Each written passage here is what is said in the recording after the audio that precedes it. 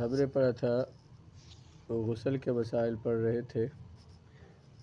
اب پڑھ رہے ہیں کہ غسل کے فرائض، غسل میں کیا کیا چیزیں فرض ہیں، لازم ہے۔ غسل میں 11 چیزیں فرض ہیں۔ اچھی طرح کلی کرنا تاکہ حلق کی جڑ تک پورے منہ میں پانی بہہ جائے، پورے منہ تک پانی پہنچ جائے۔ حلق کی جڑ مطلب جہاں یہ جو سوراخ ہے جو جہاں سے خوراک حلق سے نیچے جاتی ہے تو یہاں تک پانی پہنچ جائے، یعنی پورے منہ میں اچھی طرح پانی کو پھیرنا، تو یہ یعنی پورے منہ کے اندر پانی پہنچ جائے، کلی کرنا یہ فرض ہے۔ اس طرح اچھی طرح ناک میں پانی چڑھانا تاکہ ناک کی نرم جگہ مکمل طور پر دھو لی جائے۔ ناک میں اس طرح سے پانی چڑھانا کہ ناک کی نرم جگہ مکمل طور پر دھل جائے۔ 2 فرض ہو گئے۔ تمام بدن پر ایک بار اس طرح پانی بہانا کہ بال برابر بھی کوئی جگہ خشک نہ رہے، کوئی جسم کا کوئی حصہ بھی ذرا سا بھی خشک نہ رہ جائے۔ تو عام طور پر ان 3 فرضوں کا ذکر کیا جاتا ہے، باقی جو ہے وہ فرائض انہی میں آئیں گے، یعنی جسم کے اندر داخل ہے جو چیزیں، ان میں کلی کرنا فرض تھا، اور ناک میں پانی چڑھانا اور ناک کو دھونا اور پھر پورے جسم کو دھونا۔ یہ اس لیے کہ اللہ تعالیٰ نے فرمایا قرآن مجید میں وَإِن كُنتُمْ جُنُبًا فَاطَّهَّرُوا، جب تم جنبی ہو جاؤ، مطلب کہ تم پر غسل لازم ہو جائے۔ غسل لازم ہو، جیسے ہم نے پیچھے پڑھا کب کا غسل فرض ہو جاتا ہے، تو جب بندے پر غسل لازم ہو، فرض ہو، تو اس کو بولتے ہیں جنابت، اس حالت کو کہتے ہیں جنابت، اور ایسے بندے کو کہتے ہیں جنبی۔ تو جب غسل فرض ہو جائے تو اب یہ 3 فرض اللہ تعالیٰ نے فرمایا ان کنتم جنبا، اگر تم جنبی ہو جاؤ یعنی تم پر غسل فرض ہو جائے، فطہروا، تو تم خوب طہارت حاصل کرو۔ خوب طہارت کا معنی کیا ہوگا کہ جسم میں وہ اعضاء جن تک پانی پہنچانا ممکن ہے نا، ان تک پانی پہنچایا جائے۔ تو مثلا منہ کے اندر پانی پہنچانا ممکن ہے، ناک کے اندر پانی پہنچانا ممکن ہے، اور اس طرح سارے ظاہری جسم پر پانی پہنچانا ممکن ہے۔ اس وجہ سے یہ فرائض بیان کیے، یہ اس وجہ سے ان تک پانی پہنچائیں گے، اور یہ فرض ہے غسل کے۔ ویسے تو اگر یہ کہہ دیا جائے کہ غسل کا ایک ہی فرض ہے تو اس سے بھی یہ پورا مسئلہ حل ہو جاتا ہے کہ غسل کا ایک ہی فرض ہے۔ وہ فرض کیا ہے کہ جسم کے جن اعضاء تک پانی پہنچانا ممکن ہے وہاں تک پہنچایا جائے۔ تو یہ ظاہری اعضاء بھی ہیں، اور کلی اور ناک کا ذکر اس لیے کرتے ہیں کہ یہ ان تک پانی پہنچانا تو ممکن ہے لیکن یہ بظاہر سامنے نہیں ہے، اس وجہ سے ان کا الگ سے ذکر کیا جاتا ہے۔ تو چوتھا فرض کہا ہے کہ کلفہ کو کھولنا مشکل نہ ہو تو اس کے اندرونی حصے کو دھونا فرض ہے۔ کلفہ سے مراد عضو تناسل کا وہ جلد جو ختنہ کے وقت کاٹ لی جاتی ہے۔ اگر کسی بندے کا ختنہ نہیں ہوا اور اس کے ذکر پر سامنے یہ جلد موجود ہے تو اس کے اندر تک پانی پہنچانا یہ ضروری ہے، اس کو دھونا ضروری ہے۔ اس طرح ناف کو کھول کر اندرونی حصہ کو دھونا، اگر ناف کے اندر پانی پہنچانا یعنی ضروری ہے۔ جو سوراخ ملا ہوا نہ ہو اس کے اندرونی حصے کو دھونا، یعنی اگر جسم میں کوئی ایسا ہے کہ کسی جسم میں زخم ہو گیا ہے، کہیں سوراخ ہو گیا ہے، اور وہ زخم تو وہ ٹھیک ہو گیا لیکن اس کا سوراخ وہ اسی طرح سے باقی ہے، تو وہ ختم نہیں ہوا، تو اب اس کے اندر تک پانی پہنچانا یہ ضروری ہے۔ اگر مرد نے اپنے بال گوند رکھے ہوں تو انہیں کھول کر دھونا فرض ہے۔ یعنی مرد نے اگر جیسے گت بناتے ہیں، اسے بیڑیاں بولتے ہیں، بنائی ہوئی ہو مردوں نے، تو مرد کے لیے ان بالوں کو کھول کر ان کے اندر تک پانی پہنچانا، بالوں کو بھی دھونا اور بالوں کی جڑوں تک پانی پہنچانا بھی اس کے لیے ضروری ہے، یعنی پورے سر کو دھونا ضروری ہے اور بالوں کو دھونا بھی ضروری ہے۔ البتہ عورت کے لیے بیڑیاں کھولنا ضروری نہیں ہے، بشرطے کہ ان کی جڑوں تک پانی پہنچ جائے۔ خواتین کے لیے اگر انہوں نے بال سختی سے باندھے ہوئے، ذرا انہیں کھولا بھی جا سکتا ہے، یا کھولنا مشکل ہے تو پھر بھی، یا کھولا جا بھی سکتا ہے ان کو، تو پھر بھی اگر انہوں نے بالوں کی جڑوں تک پانی پہنچا دیا تو اس طرح غسل ہو جائے گا۔ بس سر کسی نے سر کے بال جو جیسے بیڑیاں کرتے ہیں پیچھے وہ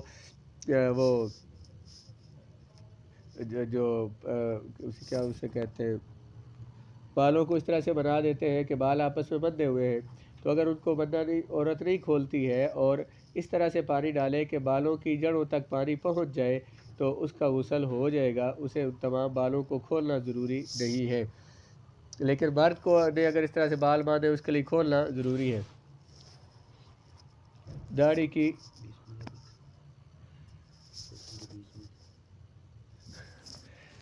کی جلد تک پانی پہنچانا ضروری ہے غسل میں، مونچھوں کی جلد تک پانی پہنچانا ضروری ہے، ابروؤں کی جلد کو دھونا ضروری ہے۔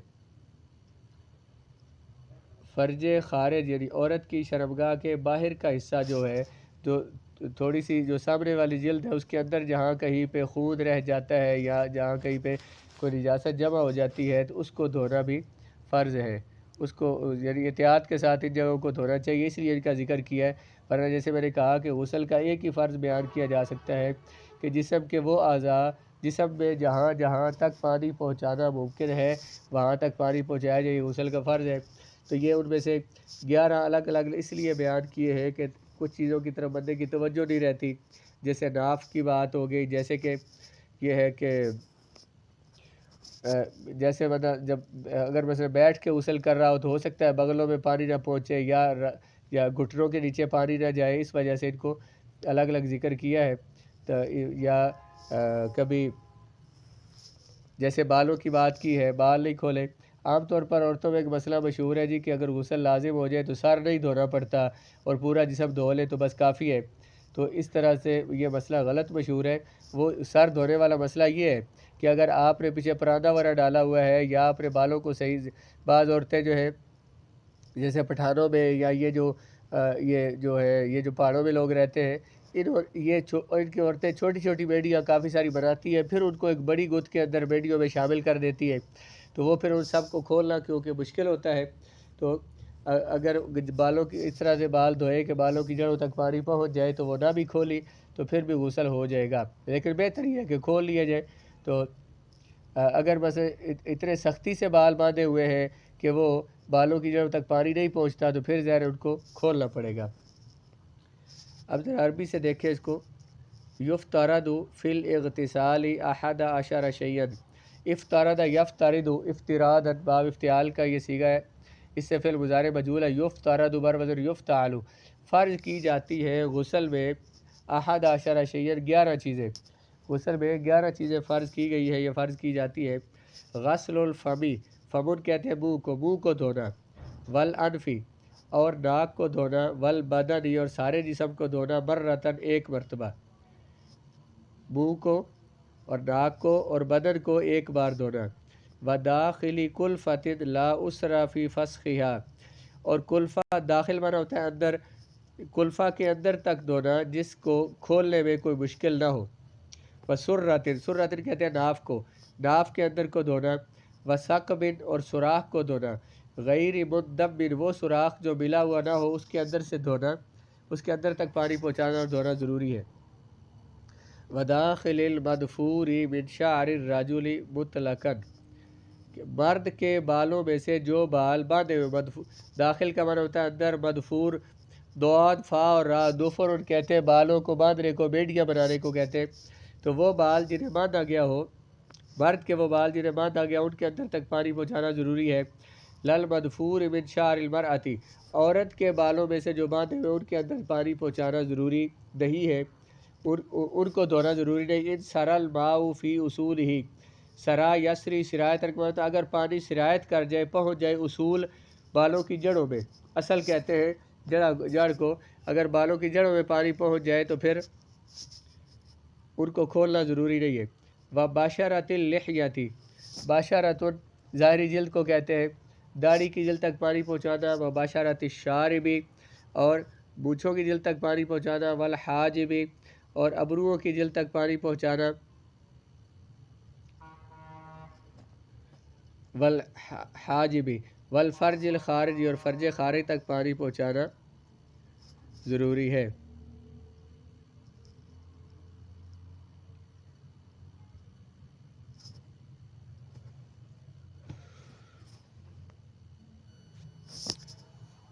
یسن فی الاغتسال اثنا عشر شیئا، سنہ یسن سے فعل مضارع مجہول کا صیغہ یسن، سنت قرار دی جاتی ہے اغتسال، اغتسل یغتسل اغتسالا، غسل کرنا، غسل کرنے میں سنت قرار دی جاتی ہے اثنا عشر شیئا، 12 چیزیں غسل کرنے میں سنت قرار دی جاتی ہے۔ الابتداء بالتسمیۃ، کیا معنی اس کا ہوگا؟ ابتدا یبتدی ابتدا، ہاں جی، ابتداء بالتسمیۃ، سما یسمی تسمیۃ، یہ باب تفعیل کا مصدر ہے، سما یسمی تسمیۃ، تسمیہ بسم اللہ الرحمن الرحیم پڑھنا، بسم اللہ الرحمن الرحیم سے ابتدا کرنا، یہ سنت ہے۔ والنیت، اور وضو کی نیت کرنا، نیت کیا کرنی ہے کہ میں طہارت حاصل کرنے کے لیے یا طہارت حاصل کرنے کے لیے وضو کرنے لگا ہوں یا کرنے لگی ہوں، یا وہ کام جو کہ بغیر عبادت کے جائز نہیں ہے، بغیر وضو کے جائز نہیں ہے، ان کے جائز ہونے کے لیے کرنے لگا ہوں وضو، تو طہارت حاصل کے لیے کرنے لگا ہوں، نماز کے لیے وضو کرنے لگا ہوں، اس طرح کی نیت کر لینا، یہ بھی سنت ہے۔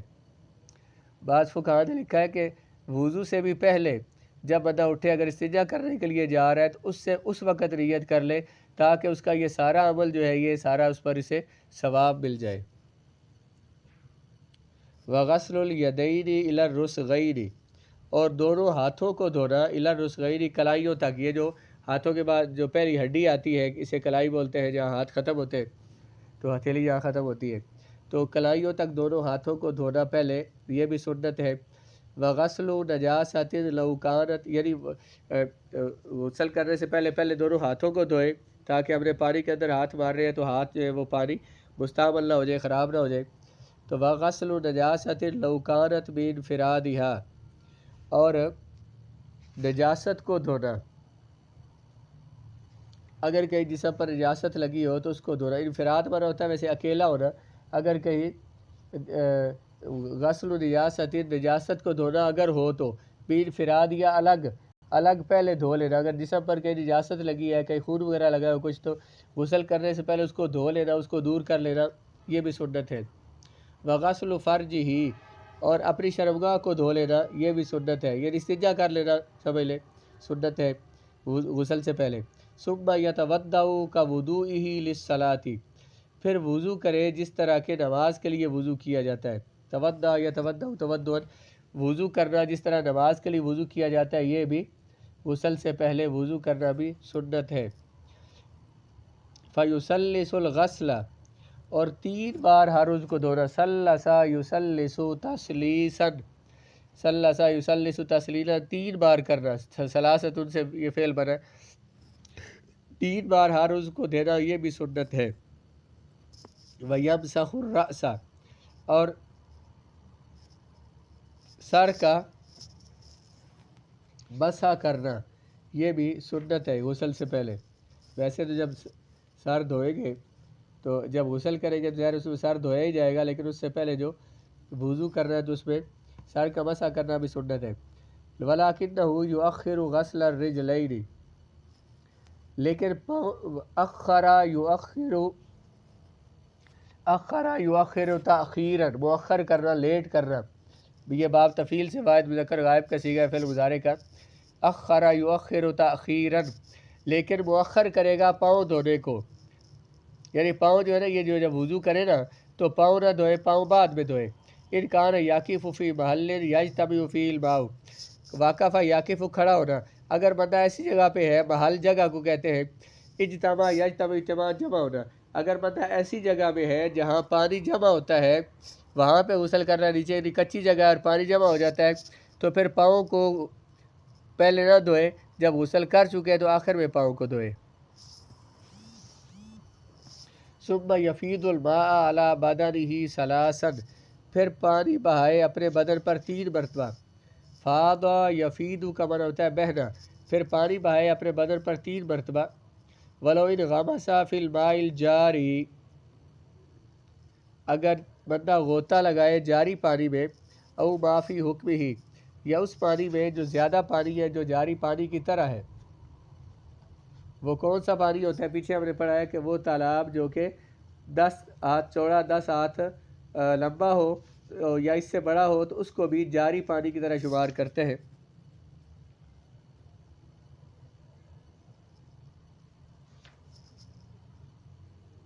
تو اگر کوئی جاری پانی میں غوطہ لگائے، ان غاماسا یا غامسو ان غماسن، انفعال باب انفعال کے وزن پر یہ باب انفعال سے یہ واحد ذکر غائب کا سیگا۔ اگر ان غاماسا فی الماء الجاری، اگر کوئی بندہ جاری پانی میں غوطہ لگائے یا اس پانی میں ما فی حکم ہی، جو جاری پانی کے حکم میں ہے، یعنی زیادہ پانی ہے کھڑا ہوا، اور وہ باقا سا اس میں تھوڑی دیر اس کے اندر غوطہ لگایا، تھوڑی دیر پانی میں ٹھہرا رہا، فقط اکمل السنت، اس نے سنت کو پورا کر لیا۔ بدن پہ کیا سنت کیا تھی کہ ہر عضو کو 3 بار دھویا جائے۔ اب اگر کوئی بندہ جو ہے وہ ٹوٹی کے نیچے اس نے بازو کیا اور اسے تھوڑی دیر اسے ٹوٹی کے نیچے رکھا اور پانی اوپر مسلسل بہتا رہا، تو وہ 3 دفعہ دھونا اس کا ہو گیا ہے۔ اسے یعنی ایک دفعہ اسے ٹوٹی کے نیچے دھو کے تو پھر اسے دوبارہ تیسری مرتبہ دھونے کی ضرورت نہیں ہے۔ یا کوئی جاری پانی میں کسی نے غوطہ لگا دیا، یا مثلا پانی تالاب ہے اس کے اندر بندے نے ہاتھ ڈبو دیے، تو یا اس میں بازو ڈال دیا، تو اب ایک دفعہ بازو ڈال دیا، تھوڑی دیر بھی اس نے اس کے اندر رکھا تو وہ 3 دفعہ دھونا اس کا ہو گیا ہے۔ اسے الگ سے 3 دفعہ اسے بار بار اسے نہیں دھونا پڑے گا۔ وَيَبْتَدِئُ فِي صَبِّ الْمَاءِ بِرَأْسِهِ، اب غسل کی ابتدا کرنے لگا ہے تو پانی سر پر سب سے پہلے ڈالے، سب سے پہلے سر کو دھوئے۔ وَيَغْسِلُ بَعْدَهُ مَنْكَبَهُ الْأَيْمَنَ، اس کے بعد اپنے دائیں کندھے کو دھوئے۔ منکب کہتے ہیں کندھے کو، ایمن کہتے ہیں دائیں کو۔ اس کے بعد اپنے دائیں کندھے کو دھوئے۔ ثم الایسر، پھر بائیں کندھے کی طرف پانی ڈالے، اسے دھوئے۔ وَيَدْلُكُ جَسَدَهُ، ڈالا کا یدلُکُ، دلکن کا معنی ہوتا ہے ملنا، اپنے جسم کو ملے۔ وَيُوَالِي غَسْلَهُ، غسل غسل یغسل غسلا کا معنی دھونا ہوتا ہے۔ والا یوالی موالاتن، مسلسل دھوئے اپنے اعضاء کو، یعنی ایک عضو خشک ہونے سے پہلے اگلے عضو کو دھوئے، اس طرح مسلسل اعضاء کو دھوتا رہے۔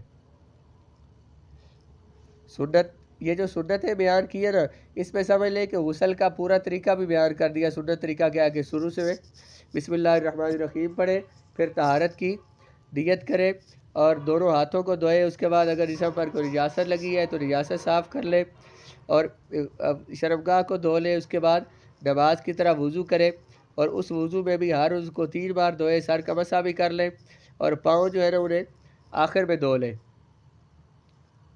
اور اگر ایسی جگہ پہ ہے جہاں نیچے پانی جمع ہے اور پاؤں دوبارہ جو ہے